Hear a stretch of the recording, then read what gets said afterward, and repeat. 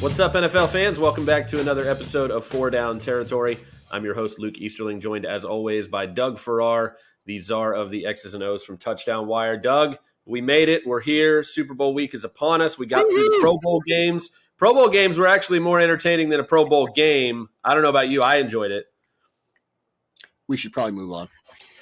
No, really? Wow. I thought it was fun. I thought it was fun. They got they're throwing the weights in the bin and moving the chains. I'm glad none of the chains broke though, because that would be more the NFL thing. It's the silliness of what the Pro Bowl had become, but on purpose instead of by default because nobody cared. I appreciated that at least they leaned into the silliness and the fun and actually did it on purpose instead of just a bunch of guys wandering around not tackling anybody and being ridiculous. Yeah, did you ever have field day in grade school where you go out and do all these little athletic things? Yeah. Dude, I ran summer camps for 10 years. Yeah, I know exactly all the games they played. I have done that before. Yeah, it was like my field day in 6th grade, except 300-pound people doing. Yeah, except you're watching NFL players do it. It was hilarious. Come on. Okay. All right, let's get to real football. Let's talk about real football. Before we get to the Super Bowl, obviously the big game coming up, we have the Senior Bowl. Senior Bowl is one of the biggest events, obviously, in the pre-draft process. We get a bunch of all-stars from all over the country get to come and kind of test themselves against top competition from all over the country. Obviously, there are always players that rise to the top, right? This is a great opportunity for them to boost their draft stock with a great week of practice in Mobile. You got NFL coaches there. You got all the decision makers. Years ago, if I remember correctly. What's that? Some guy named Jalen Hurts a couple years ago, if I remember correctly. Yeah, Jalen Hurts, a couple of guys. I mean, you can talk about the draft impact, whether or not they lived up to it, but that week can mean so much for certain players, whether you're at a small school or especially at the quarterback position. But who stood out to you this week from what you saw in Mobile, Doug? Well, it's interesting because, you do draft stuff all year because you run Draft Wire. I got into, really watching college tape about halfway into the NFL season, which is earlier than I usually do it. And so now I'm watching the Senior Bowl and I'm watching the practices and all these new names come into my head. And I have to go watch him and I have to go watch him. So the Senior Bowl week more than the game, because the practices are kind of more important than the games. I have to go with the guy you already knew about, running back Isaac Spears of the Tulane Green Wave, because this guy is preposterous. In 2022, he led his team to its best season since 1998 with a 12-2 record. Sean King. That's right, baby. And a 14. Let's go. Undefeated. Yes, USC in the Cotton Bowl. Beat USC in the Cotton Bowl. In that game, he had, for the season, he had over 1,500 yards, 19 touchdowns on 231 carries, 6.1 yards per carry, 22 receptions for 256 yards, 2 more touchdowns. And he wasn't doing this against subpar competition. In that Cotton Bowl game, he gave the Trojans 205 yards and 4 touchdowns on just 17 carries with 1 reception for 14 yards. Then he goes to Mobile, and you saw it, I'm sure. He was unstoppable for burst, cutback ability, all this stuff. I'm getting Darren Sproles flashbacks in my head. He's 5'10", 195. He does have an injury history with the torn ACL. But if I'm a general manager, I'm looking at this guy as somebody who can make my offense that much more explosive. He forced 63 missed tackles in his final collegiate season, including double-digit missed tackles in his final 3 games against Cincinnati, UCF, and USC. So he's not just a straight-line guy doing this against, Division 8 defenses. And I can't, Combine's coming up in a couple. I can't wait to see what he is in the Combine. That's a guy who could light the Combine up. So I saw his Senior Bowl stuff, and then I'm going back and watching his tape from Tulane, and I'm thinking, whoa, okay. And this is where I start to put together my positional rankings, and I know he's high on your running backs list. He is definitely high on mine as well. Yeah, Spears would be at the top of that list for me. And if you haven't seen that USC game, go back and watch the game, because it wasn't just a great performance from him individually, but go watch how Tulane won that game. Yeah. Go watch that third, fourth quarter and see. They were dead to rights. They were down 2 scores with 3 or 4 minutes left and came back and won that game, and he was a big part of that. So go watch that. The biggest thing for Spears that impressed me this week was going into the week. Obviously, I'd seen a lot of him. I knew he was explosive. I knew he had big plays, but it was the size, right? Yeah. Listed again, 5'9", 195. He weighed in at Mobile at 204. Okay. And then had the week that he had, because obviously when you're talking about adding bulk, you think, is it going to impact the explosiveness? He's a big play explosive runner. If he adds that weight, is that going to make an impact and make him, different than the back we saw on film? it didn't have an impact at all, it seemed. Again, both as a receiver, as a route runner, and as an explosive runner between the tackles, the vision, the big plays. He looked like the same guy I saw on film. And again, 10 pounds more bulk on top of that. You're talking about now you can consider him, okay, now you're starting running back size because if you can do it at that size, it's a big deal. Again, huge week. He had just a list of guys that impressed me this week I was happy about. Keon White, Georgia Tech defensive line edge, whatever. He played the edge That dude, at Tech. oh. But 6'4", 6'5", 285. I mean, you could. I don't know that I'd drop him back into coverage. He's probably an athlete that could do it. But, I mean, 3-tech, 5-tech, edge in a 4-3. I mean, you can, with all these hybrid fronts that so many defenses run, a guy like that with that type of athleticism and versatility, he showed it off this week. He backs it up on film. Go watch him. Every defense should want that guy in their defense because what he allows you to do and how he allows you to line up. He's 280, but he has the speed of a 255, 260-pound player. Right. Yeah, he's one of those guys that it's tough when you're making positional rankings. It's like what you can do whatever you want. Are you a defensive lineman or an edge? Yes, I'm all of the above. But I mean, a few more guys. Jaden Reed, wide receiver from Michigan State. Keanu Benton, another interior defensive lineman from Wisconsin. Julius Brents, who I already loved going into the Senior Bowl, 6'3", 6'4" corner. Again, love those big guys. And Sidney Brown. Chase Brown was obviously the well-known Illinois guy going into that. His twin brother, Sidney, a safety out of Illinois, had probably the best week of any safety there. I think he should move up the board. But it's, I love the Senior Bowl. It's such a great opportunity for these guys to make a name for themselves, to kind of go from sleepers to household names in the process. And I think one of my favorite things this year, I didn't really see anybody who bombed. I didn't really see a guy who came in with a lot of hype and didn't live up to it. And that makes me happy. I love seeing guys just go and make the most of that week. Nobody really disappointed me that I was expecting big things from. And that was one of my favorite things about this year's. Yeah, it's always fun. And yeah, we're going to talk about the Super Bowl next. Here we go with the combine and the draft in full swing. What off season, Doug? I don't know what that word means. It doesn't. I don't think it means what you think it means. People ask me, what do I do with my off season? Like the 2 days in June where nothing happens, I sleep. I don't know. That's all the off season. It's like asking teachers what they did in summer vacation. It's like, what are you talking about? I have a cot that comes out of the wall. Yes.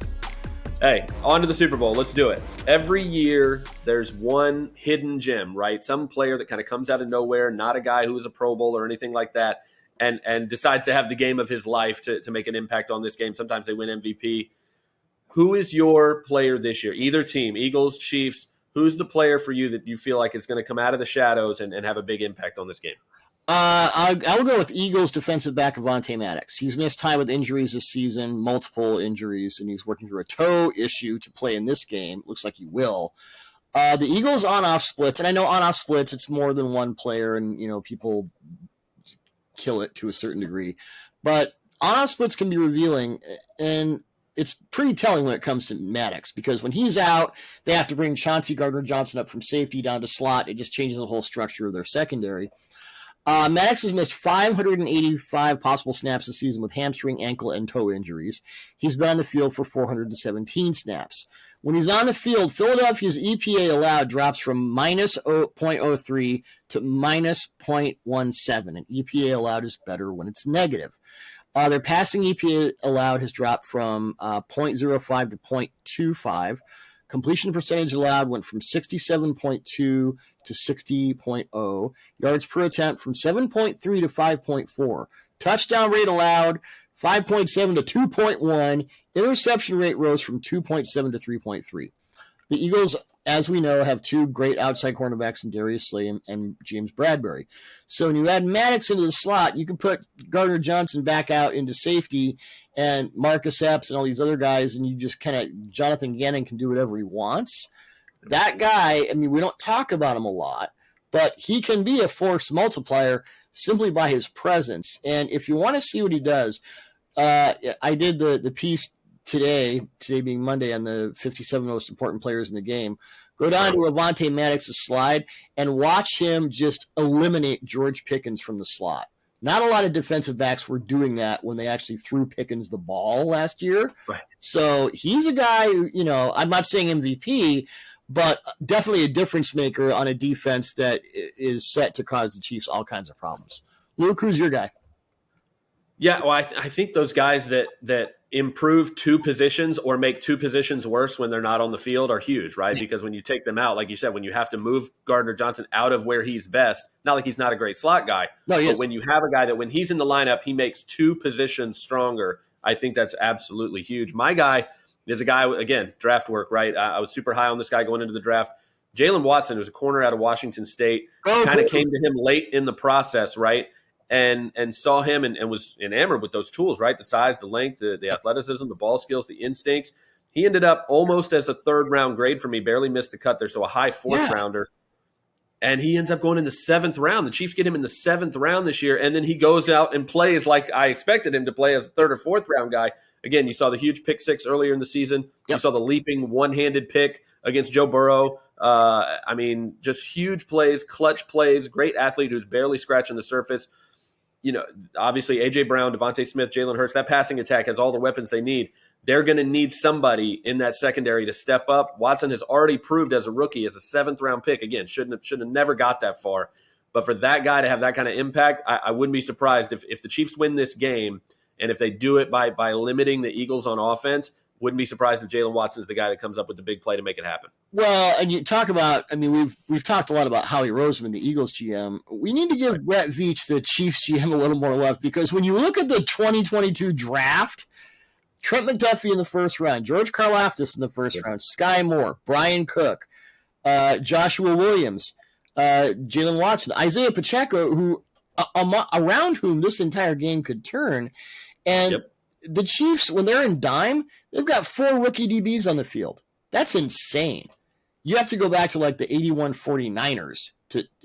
Very few teams have ever done this. So, yeah, I would agree. And just the way Veach and his staff have put, Patrick Mahomes, Travis Kelce, the big guys, we're paying them all this money. Sure.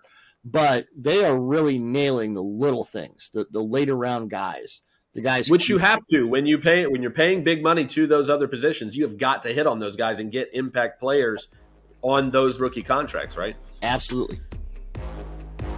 All right, so let's move to the matchups in this Super Bowl. There's always one that scares you, right? Where one unit is just that much better on paper than the other. I know where we're both going to go here, but what's the biggest matchup nightmare for either team? I know there's one that's glaring to both of us in this. Yeah, this is not our football acumen. Ooh, look what they came up with. But when I did all the tape stuff for the the 57 most important, and that was 4 days of just crunching tape and kind of confirming my priors on what I'd seen before. The Eagles edge rushers against Chiefs offensive tackles, Orlando Brown Jr. on the left side and Andrew Riley on the right side.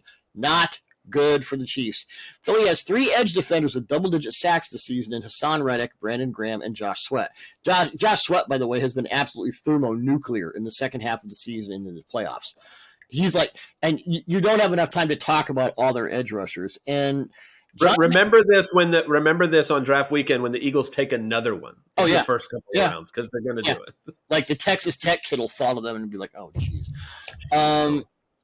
So Reddick, Graham, and Sweat, and Jonathan Gannon can bring these guys in waves. Reddick has been he might be the NFL's best pure pass rusher right now, just as far as, I'm not talking about the Myles Garrett skill set, but as far as just edge rusher, probably the best guy in the NFL. How did the Cardinals not know what to do with that, Doug? That's what I want to know. 3 years turning into an off-ball linebacker. Trying to turn him into an off-ball. And then they turned him into an edge rusher in his final season there. And they didn't pick up his option, and then he left. Oops. Well, that's, bad coaching. That's simple. Yep, par for the course. So back to Orlando Brown and Andrew Wiley. They have struggled to keep Patrick Mahomes in the pocket this season. No offensive tackles have allowed more total pressures in the 2022 season than Brown with 56 and Wiley with 53. Both Brown and Wiley, we've discussed this before, are specifically vulnerable to rushes in the back half of the arc. They're okay on the front side. The back side, things get a little weird. Bad news is that Reddick, Graham, and Sweat can beat you around the pocket all day. We don't know how much Mahomes will be able to elude the rush with that high ankle sprain. And here's the thing. If the Chiefs need to bring in, and they run a lot of, they have more 2 and 3 tight end sets, I believe, than any team in the NFL this year. But if they have to bring in Noah Gray and other tight ends, or, keep Jerick McKinnon, who's a great blocker for his size, in the backfield, now you're limiting your options. And it's one more reason, I think, and we discussed this last week, this could be a Jerick McKinnon game, if only to keep that pass rush off of Mahomes. But that's, unquestionably the Eagles, because, the Chiefs have Joe Thuney, they have Creed Humphrey, they have Trey Smith. Their interior offensive line is just fine. The outside guys, problematic. And, I can't think of anything even close to that as far as it really affecting one team in a negative sense and giving one team a real edge. No, I agree. And again, I'd love to disagree just for the sake of debate, but I can't. It's so painfully obvious. Yeah.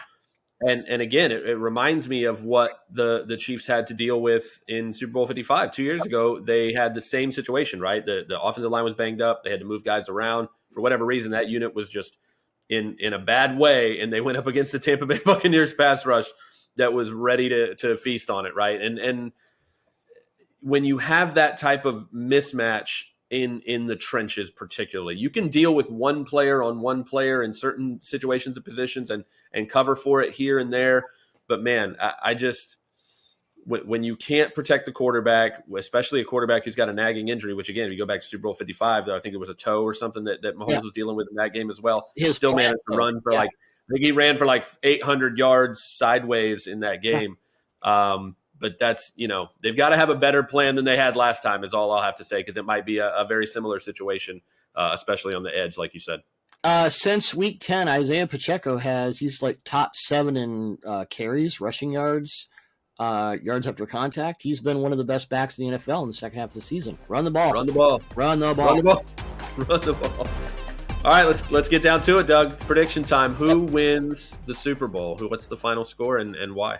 I think it's 31-24 Eagles. When I finished my big piece, which afforded me the opportunity to go back and really get forensic on all these different players, a lot of things just tipped it in Philly's favor, and it was pretty clear. The Eagles are dominant on both the offensive and defensive lines. What does Bill Belichick say? It all starts there.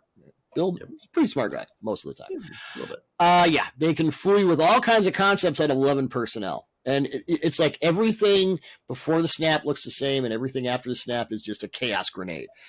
And that could affect Steve Spagnuolo's preference to be aggressive on defense. He might have to do, you saw with the Niners, what they were doing with Jalen Hurts is they were mush rushing him around the edge. Like Nick Bosa would beat Lane Johnson and then stop because he was terrified that Jalen Hurts would just go off. And that Chiefs defense has not been great against the run this year. Kind of a problem against the NFL's most productive and multiple run game. I think the Chiefs will make it close, and I'm not discounting the fact that Patrick Mahomes has one of those games and just puts it on his shoulders and the Chiefs win. But considering everything, I think the Eagles are going to do the Chiefs what they've done to everyone else this season. They're just going to wear you down every possible way.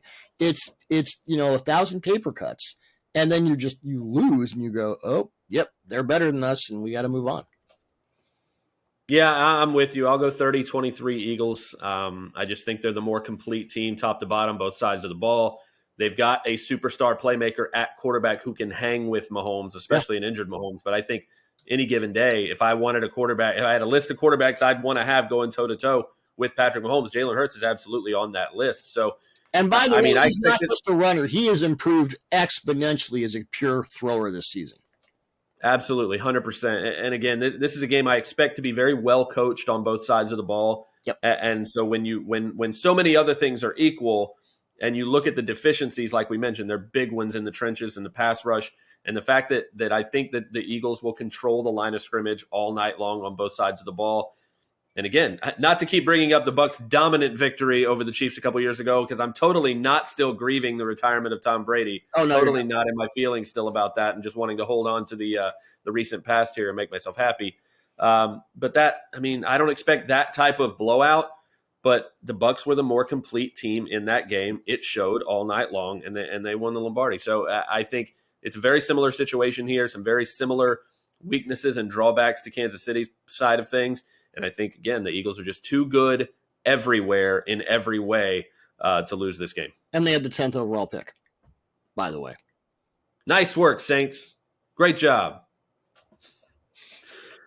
Hey, that's going to do it for us. Hope you guys enjoy another fantastic Super Bowl. Hopefully it's entertaining for all of us, especially those of us who don't have a dog in the fight. I'm sure the Chiefs and the Eagles fans would prefer a blowout one way or the other. But thanks so much for joining us as always. For Doug Farrar, I'm Luke Easterling. Enjoy the game. We'll see you next week. Talk.